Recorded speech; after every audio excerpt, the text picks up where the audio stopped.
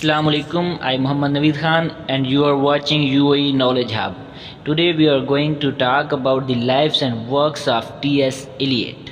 T.S. Eliot was an American English poet, playwright, literary critic, dramatist, and especially he was famous because he was the leader of modernist movement. So let's start from his life.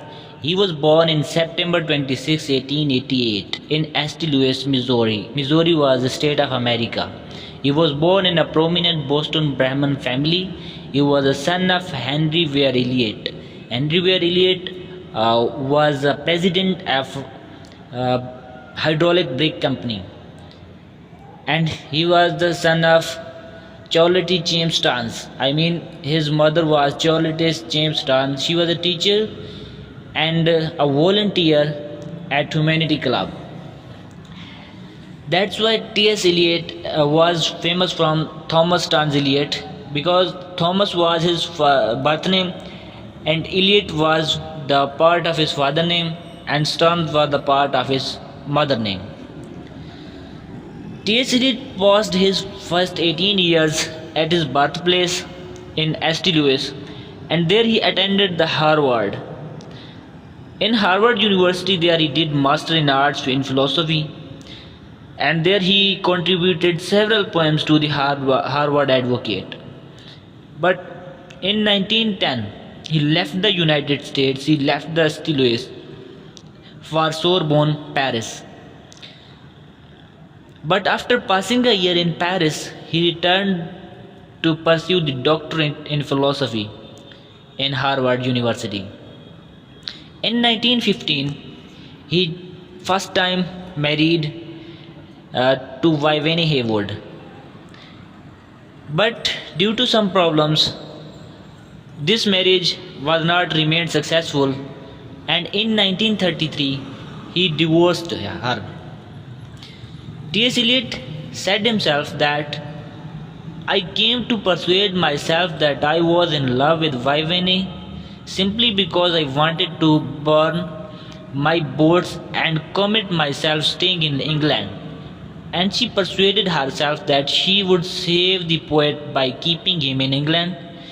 To her, the marriage brought no happiness. To me, it brought the state of out of mind, out of which came the wasteland. It means that T.S. Eliot only married her because he wanted to make his position, he wanted to maintain his position in England, and when he maintained his position, then he divorced her. By the way, in 1956, he married Esme Valerie Fletcher for the second time, and this marriage was remained successful till his death. In 1917, Eliot worked at a Lloyd Bank. There he worked for some time, but after some time he left that work and starting a work at publishing firm.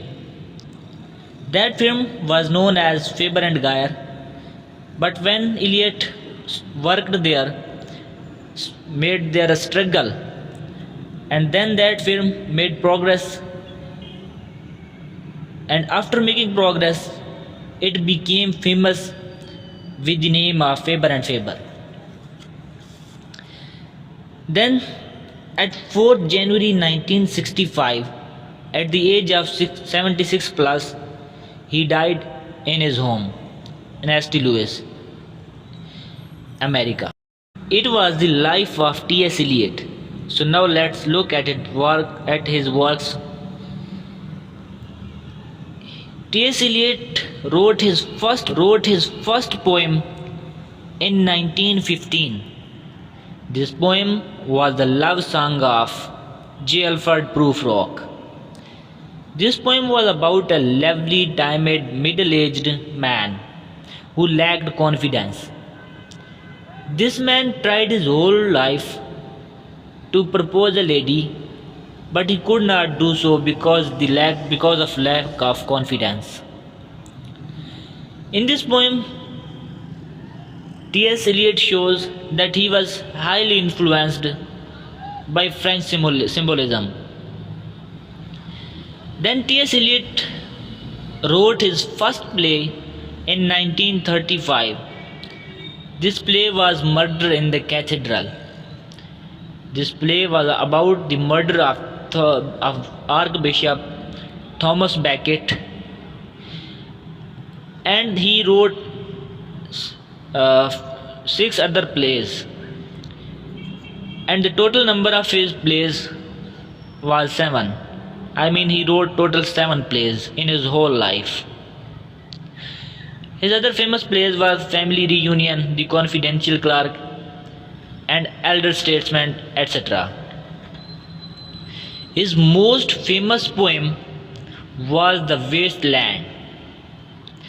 This poem was written in 1922, and it was the Eliot's epochal masterpiece, representative work of the high modernism of 1920s. This poem contained 433 lines. Is another famous poem which we have read in our intermediate, that was The Hollow Man. This was the spiritual and emotional aridity of modern man, exhibiting a pessimism.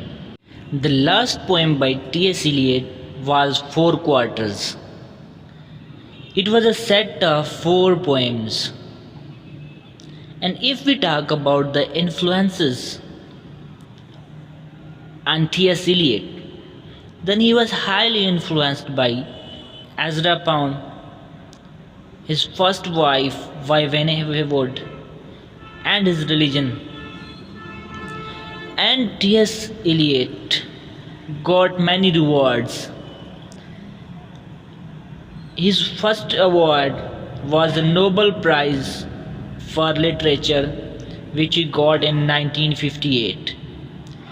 The Order of Merit in January, this prize he got in 1948.